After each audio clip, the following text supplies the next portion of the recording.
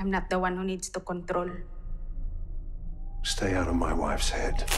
If her problems are in her head, I will find them and chase them out. Why would she lie?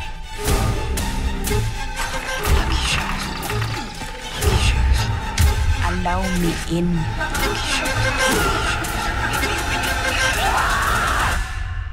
And you will be free. Bienvenue sur MAG, on est au festival de Gérardmer avec Lorcan Finnegan. How are you today? I am très bon.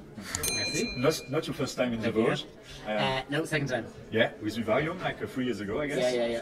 How is it for you, like, to be back in Gérardmer? Yeah, it's cool. Because, yeah, it's lovely to go back to a film festival that you've been to before because it's familiar, stayed in the same hotel. Like, we came in and was like, oh yeah, the bar. You remember this one? yeah. No, it's lovely. And actually, last time we were here, it wasn't snowing. Yeah. So the snow this time is nice. Less snow today, but... yeah, but it's nice to see a little bit. Of snow, yeah. Okay, so let's talk about your movie. We were lucky to see Nocebo Effect with Eva Green on screen. And maybe you can give us a few words about the story for the people who are not so lucky to see it first. Yeah, I mean, Not to spoil it. Yeah, okay. It's about a fashion designer who has like a kids clothing brand who is suffering from a mysterious illness similar to a tick-related disease like Lyme disease or a kind of a disease or like chronic Lyme disease that's difficult to diagnose, and help arrives in the form of a nanny from the Philippines who uses traditional folk healing to reveal what's really wrong with her. I'd say that's...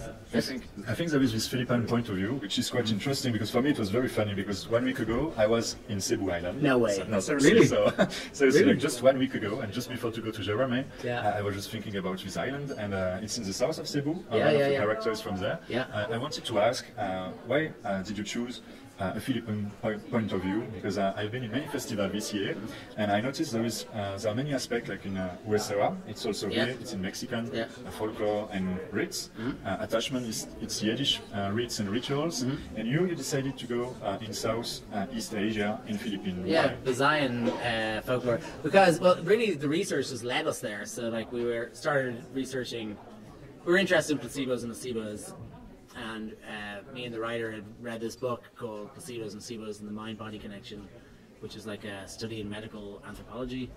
And the hypothesis of the whole kind of, it's quite an academic book, but it was basically about how the mind and the body are so connected that the mind can make the body better or sick. And the examples used were generally like shamanic practices or shamans who would be part of indigenous tribes who would be able to, like, if people felt that they were cursed or they were having nightmares or being kind of visited by, if they were suffering from sleep paralysis, or they'd go to a shaman. The shaman would help them, it would go away.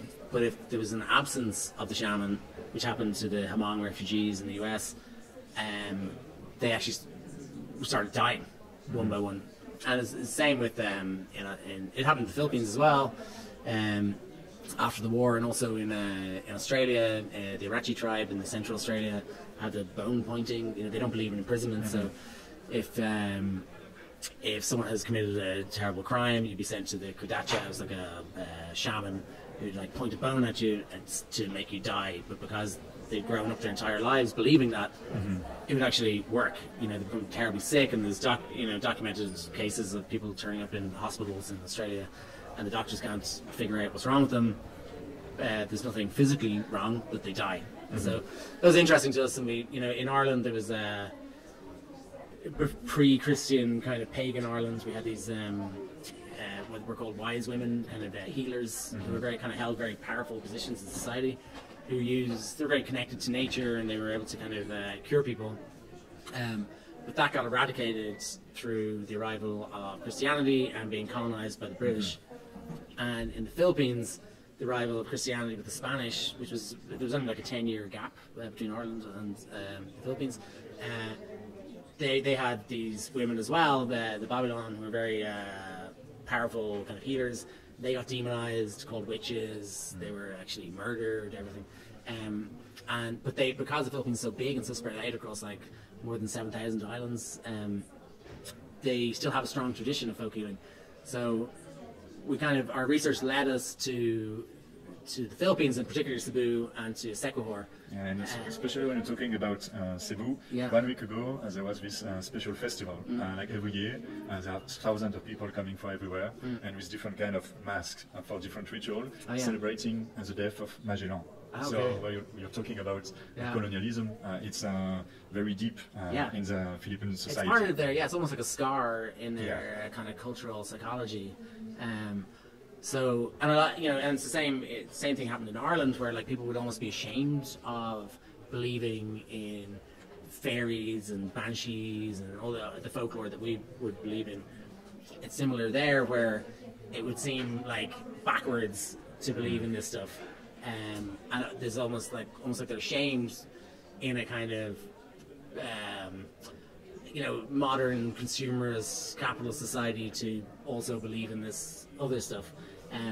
But it does kind of exist there. It coexists with Christianity, But we went there, and we went to witch doctors. We visited like tribal chiefs of the Ati and Bajau tribes, and we shared our stories with their stories, and there's a lot of similarities. And we had treatments done to us, like in the film. There's like bulu bulu blowing through the thing. So you tried it. Yeah.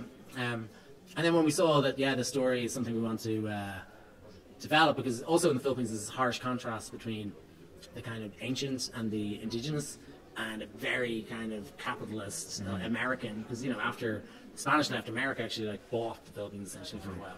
That's why their main language is English. I know it's the Chinese people coming everywhere like to construct things in the Philippines. Yeah, and take their natural resources. There's mining companies extracting all of their stuff and throwing indigenous people off their lands. And so we wanted to do it as a co-production, though. We didn't just want to go make a film set there. We wanted to find producers there to help us with the story. So we teamed up with a company called Epic Media.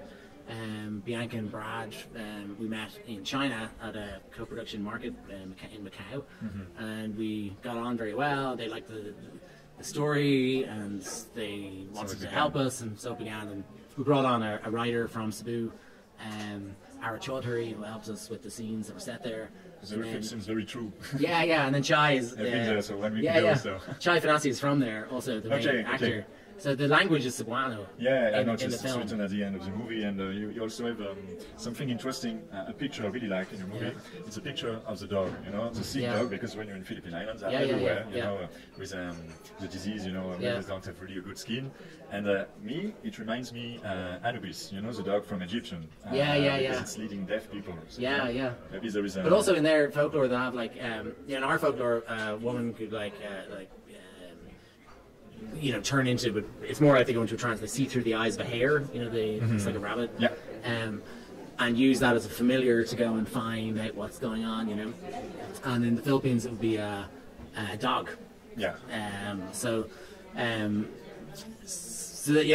why the dog's in the movie. But also they have in their kulam, which is like the dark part of like faith healing, the kind of dark sorcery.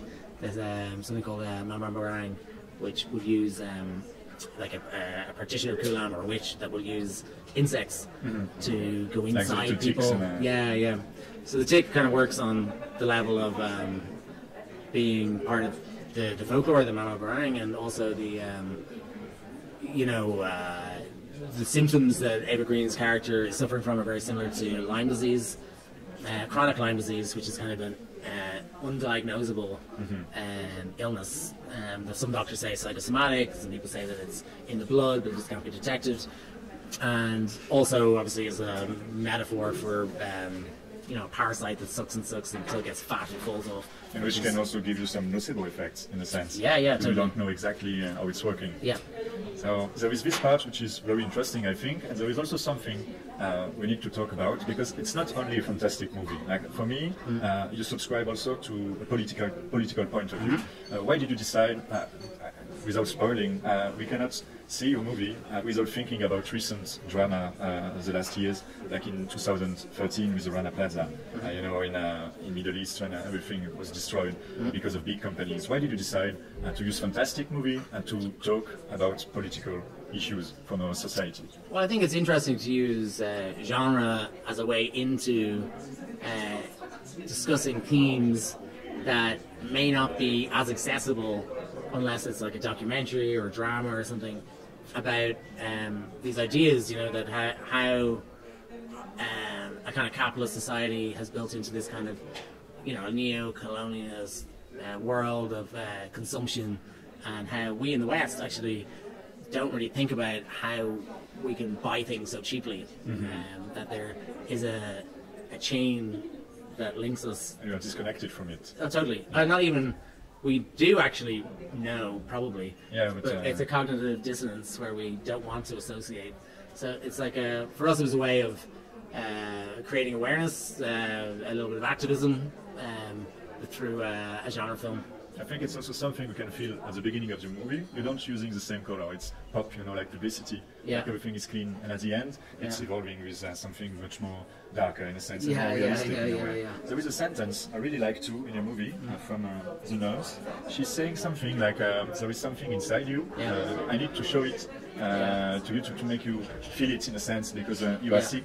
I need to hear it from you, you know, and to show what's in it. Yeah, to show it to you. For me, I took this like a special line for the public, for the audience, for the consumer in a sense. Yeah, that's interesting. Like, for me, it's really the point of the movie at this moment. Yeah. I don't know if you subscribe about this point of view, but yeah, no, it's true. It's like, and even at the end of the movie, she's saying, you know, you need to see this thing that you've been kind of covering up inside your mind, in order for you to be better, you know. But in doing so, it means certain things. Yeah, I want to spoil, but you should go to understand what you are talking about. I found it very clever to put it inside your movie. Oh, thanks.